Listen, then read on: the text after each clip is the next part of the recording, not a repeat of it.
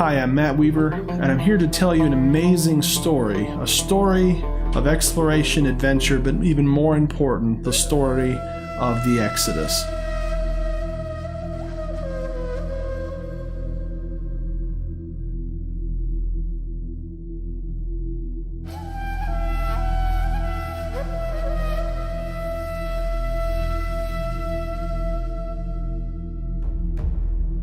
So I had the opportunity to travel with New York Times bestselling author Joel Richardson and also noted Fox News contributor Ryan Morrow to the land of Saudi Arabia to see the evidence for the real Mount Sinai.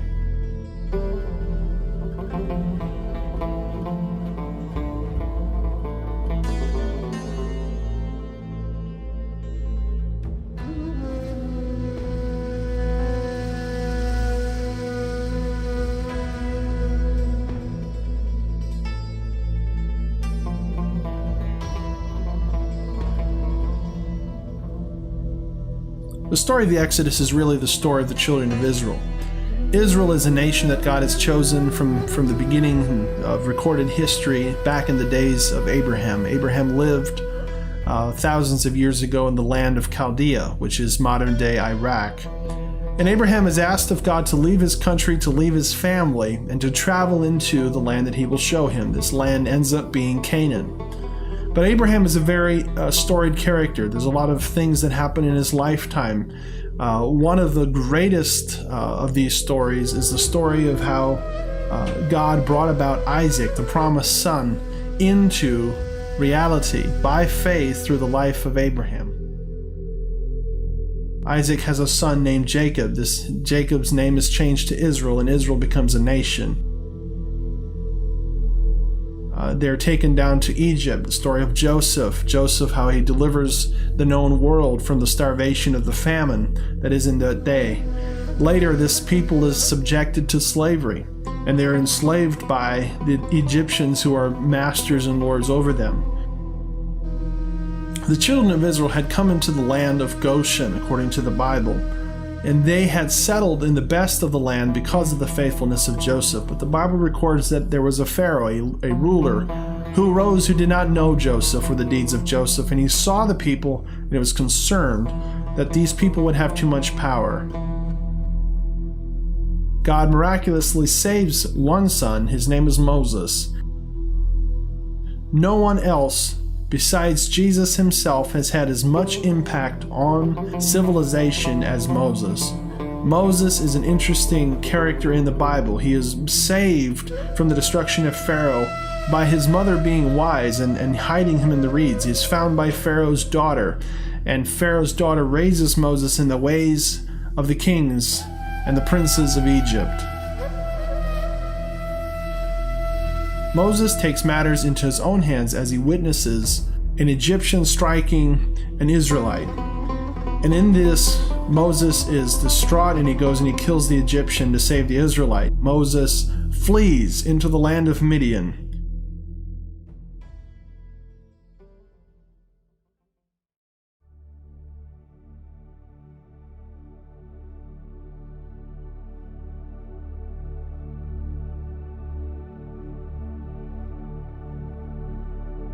Exodus 2, verses 11. Now it happened in those days after Moses had grown up that he went out to his brothers and saw their burdens. He noticed an Egyptian beating a Hebrew, one of his own people. So he looked around, and when he saw that there was nobody, he killed the Egyptian and hid him in the sand. Then he went out the following day and saw two Hebrew men fighting. So he said to the guilty one, "Why are you beating your companion?" But the man answered, "Who made you a ruler and judge over us? Are you saying you're going to kill me just as you killed the Egyptian?" Then Moses was afraid and thought for sure the deed had become known. And when Pharaoh heard about this, he tried to kill Moses. But Moses fled from Pharaoh and settled in the land of Midian.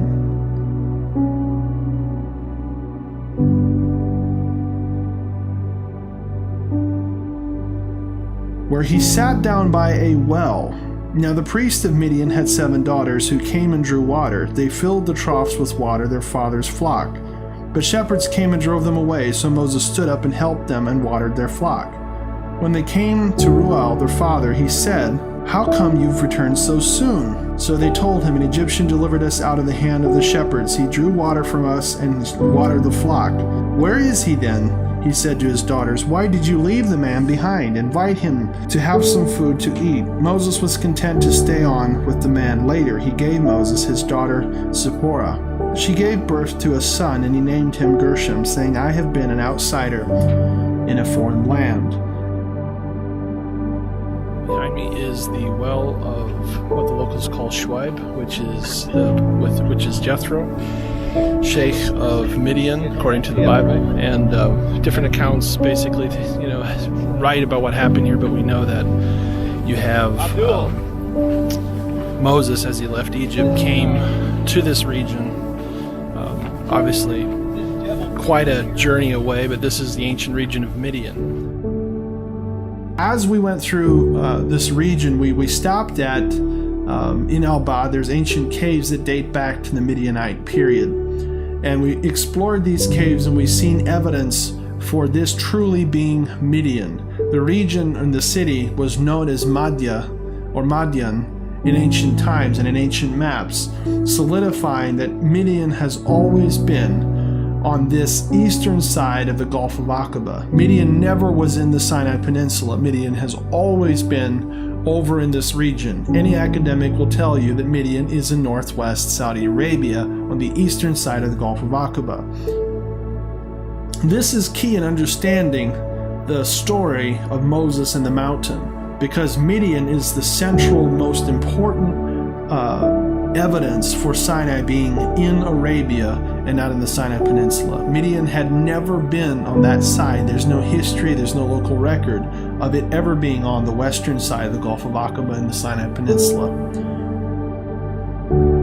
We saw many evidence for Midianites living there. We also went to the town of Magna, and in Magna there's two important things. There's a local tradition that Moses lived there, and we saw a spring that is located in the outskirts of Magna that dates back to the time of Moses. And it's said that Moses himself lived there for a short time before he went back to deliver Israel. And it makes sense. It's not far from Al-Bad, and it's also a great place to escape the heat of the desert, as the Red Sea or the Gulf of Aqaba is close by. So in this story, God calls Moses after 40 years of living in this wilderness, living in this land with Jethro. He has a house, he has a family. God calls him out to sends him back to be the leader of Exodus.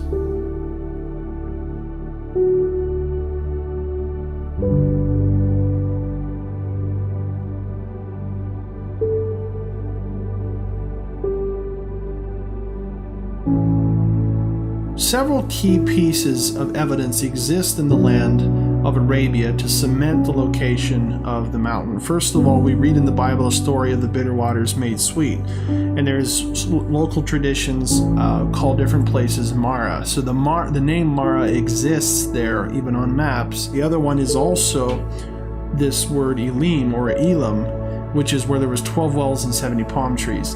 This still exists in the land. We were at the entrance of the wadi that leads to Elim, and this wadi is called Wadi Taib. We didn't have enough time to get back to the wells and the palm trees, but they exist nevertheless. In chapter 16 we can read this. They journeyed from Elim, and the entire community of Israel came to the wilderness of Sin, which is between Elim and Sinai. So in the region between the two is where they traveled. On the 15th day of the second month after leaving the land of Egypt, the whole congregation of Israel murmured against Moses and Aaron in the wilderness. Israel said to them, "If only we had died by the hand of the Lord in the land of Egypt, when we sat by pots of meat, and we ate bread until we were full.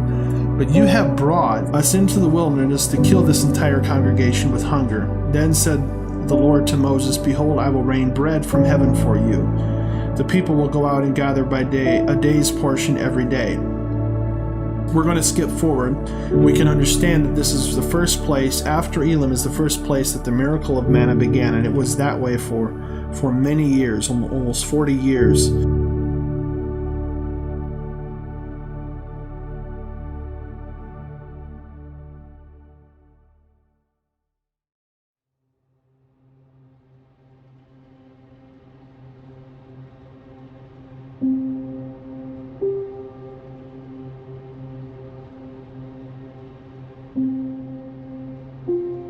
all the congregation of Israel journeyed from the wilderness of Sin in stages, according to the command of the Lord, and camped in Rephidim.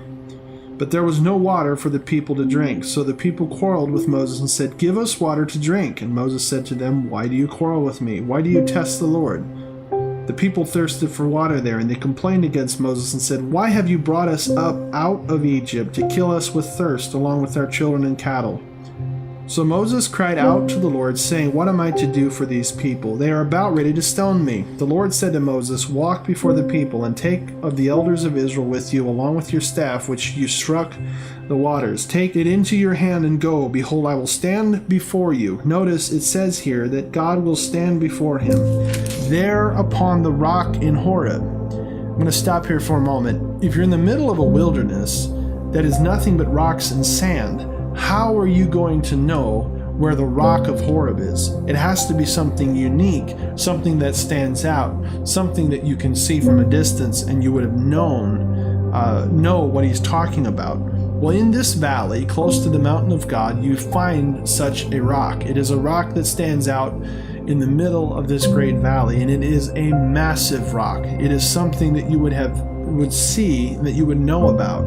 I've been to Israel, I've been to other places, and there's different names for special rocks that stand out like this, and it's something that people awe over. If you're in Timna Park in Israel, you'll see Mushroom Rock, and it's something that is not that big of a rock, but it's unique, and so people take note of it. Well, I think this is such a rock.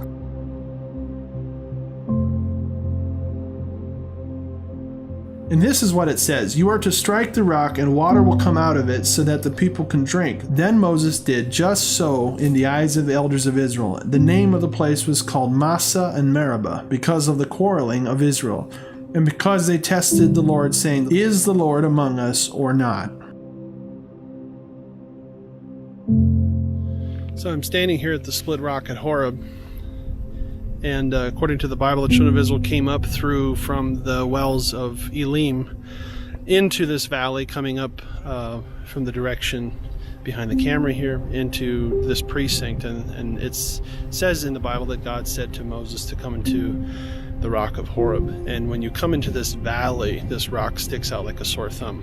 And it's massive, it's huge, a lot bigger than what a photo can do justice to. But it is incredible to see this firsthand. I've seen a lot of photos, a lot of evidence, but when you're here in person, you see the erosion, you see things that you just don't see in detail in a photo or video, and it's just, to me, undeniable that this is the correct location for that.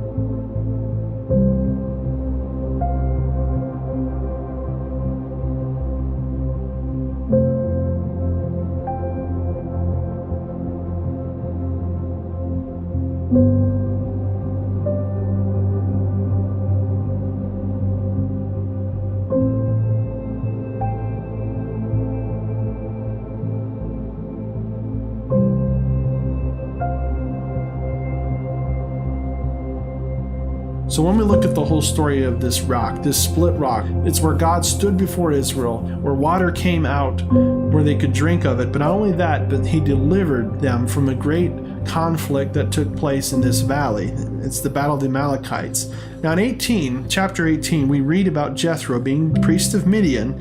He's obviously close by. He's about 15, 16 miles away in modern-day Al-Bad. He hears about everything that was done, and he decides to travel out to meet Moses and the people. In chapter 18, that takes place.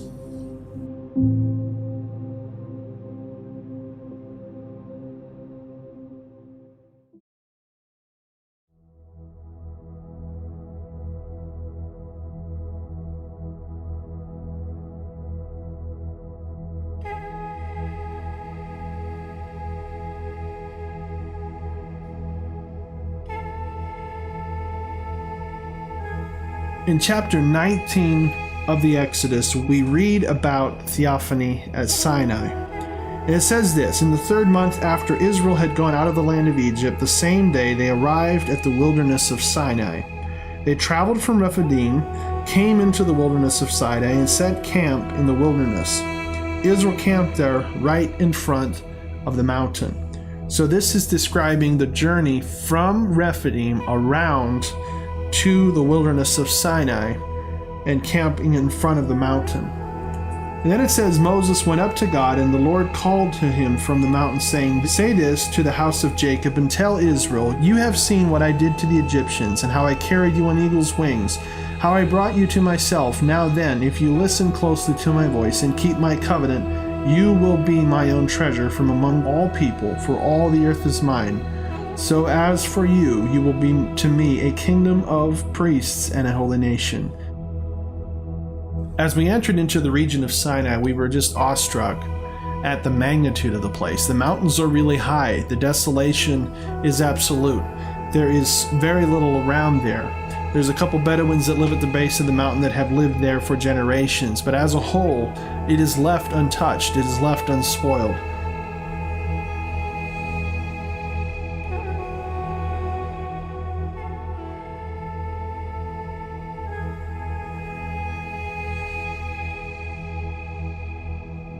We read in verse 4, so Moses wrote down all the words of the Lord, rose up early in the morning, and built an altar below the mountain, along with 12 pillars for the 12 tribes of Israel.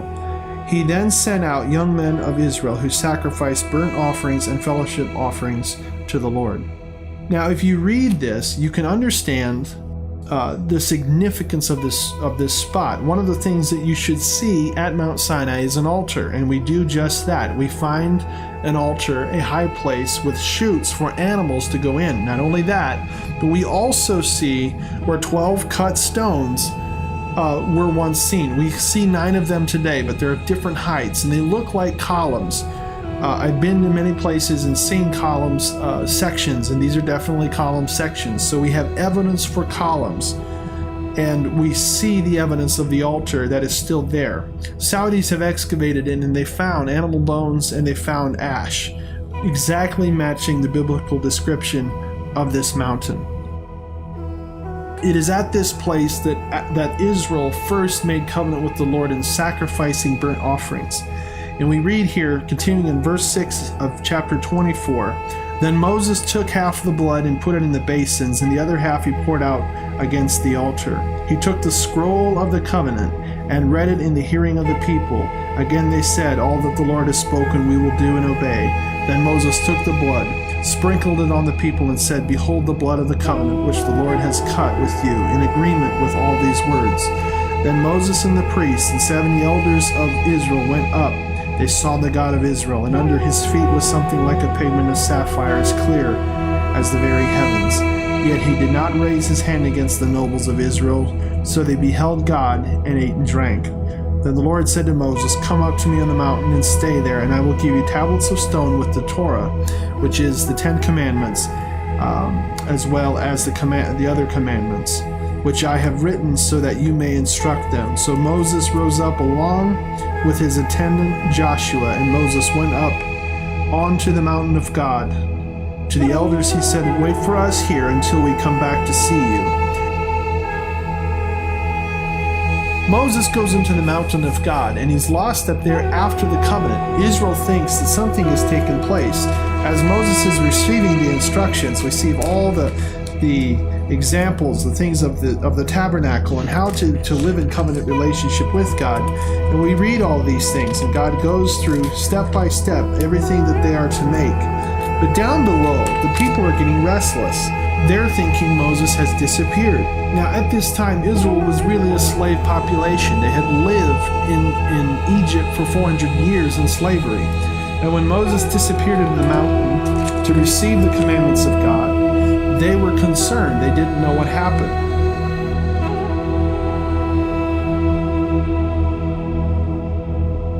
I'm standing here at the base of Jabal on the whole Lawz or Lawz range in Saudi Arabia. And behind me you see the valley with the altar in this direction. And also up the mountain you can see where it's thought perhaps Elijah's cave is at.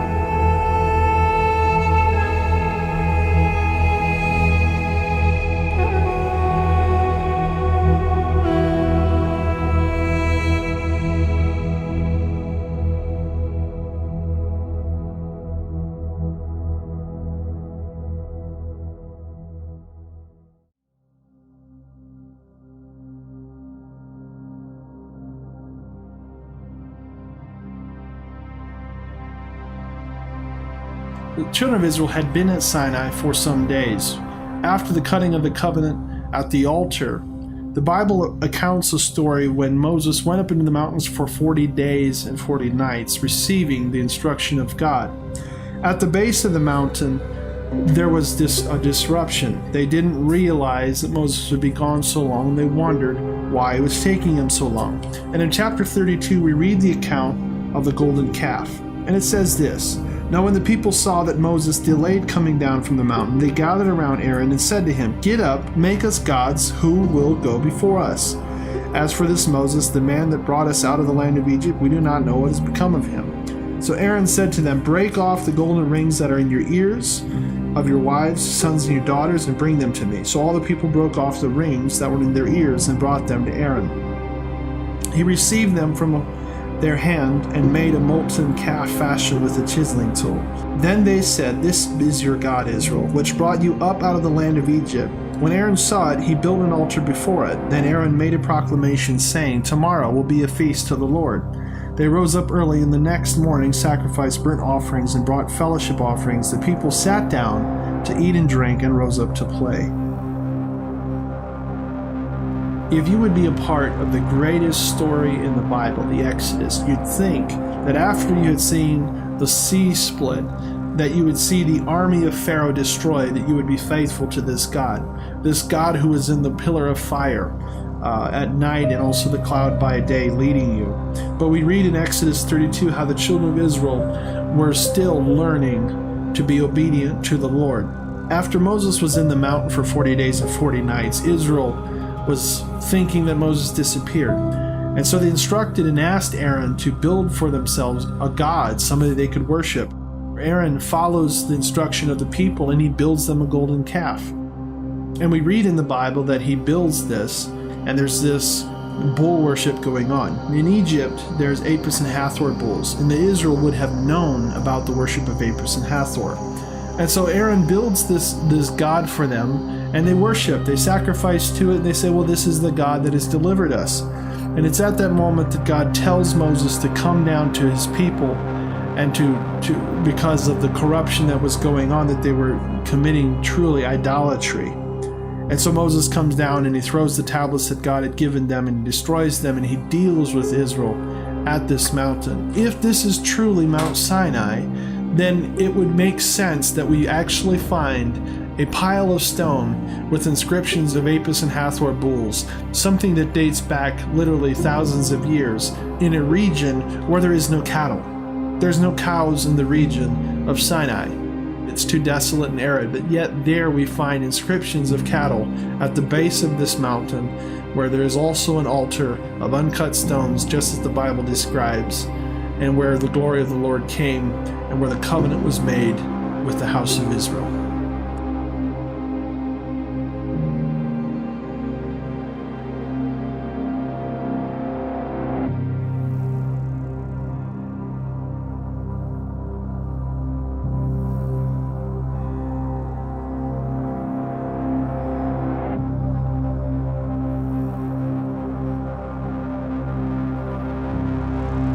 We're standing here at the Golden Calf altar site, and behind me you see the rocks where we found where the petroglyphs have been found of Apis and Hathor bulls, and then you see the peak in the distance behind.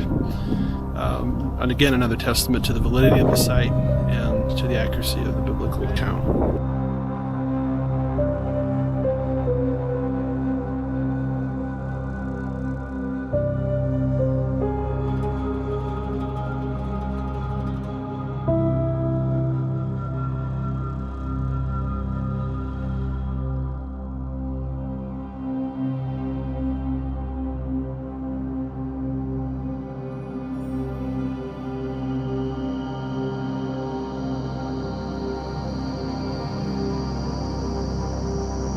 There's a story in the Bible we all love to hear. It's the story of Elijah. Elijah is this prophet that lived in the days of old who stood up to Ahab and Jezebel, in the northern tribes of Israel, northern 10 tribes. Ahab was a king.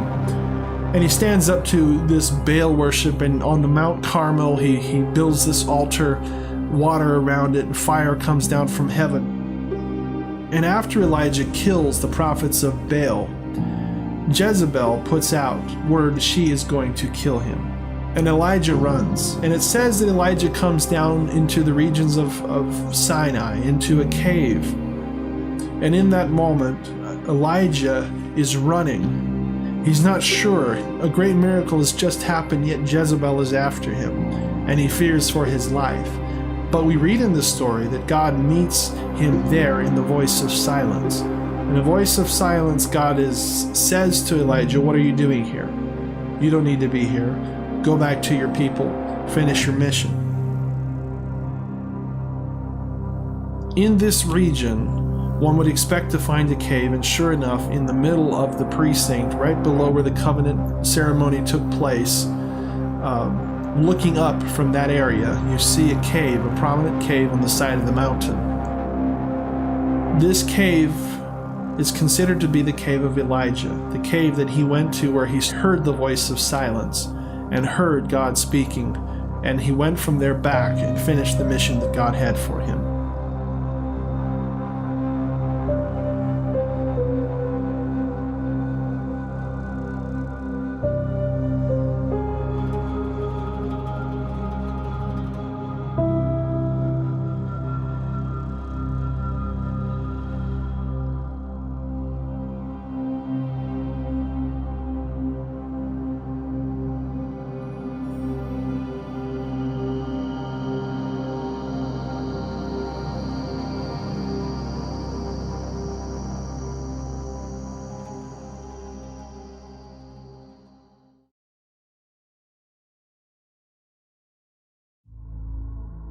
The God of Israel is not finished with his people. He is going to continue the narrative that is in the Bible. He is going to fulfill what was spoken by Moses. He's going to fulfill what he spoke through the mouths of the prophets.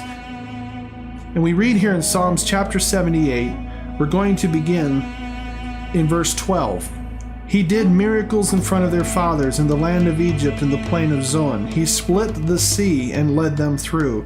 He made the water stand like a wall. But by day he led them with a cloud, and all night with a fire. He split apart rocks in the wilderness and gave them drink, as abundant as the depths. So he brought streams out of a rock, and he made waters flow down like rivers. Yet they added more, sinning against him, rebelling against the Most High in the desert. They put God to the test in their heart, demanding food for their craving. Then they spoke to God, saying, "Can God set a table in the wilderness? See, he struck the rock, waters gushed out, streams overflowed. But can he give bread? Will he provide meat for his people?" In the story of Exodus is contained the plan of God for the world. He is going to bring out a nation for himself. He's going to save a people for himself to live with him forever.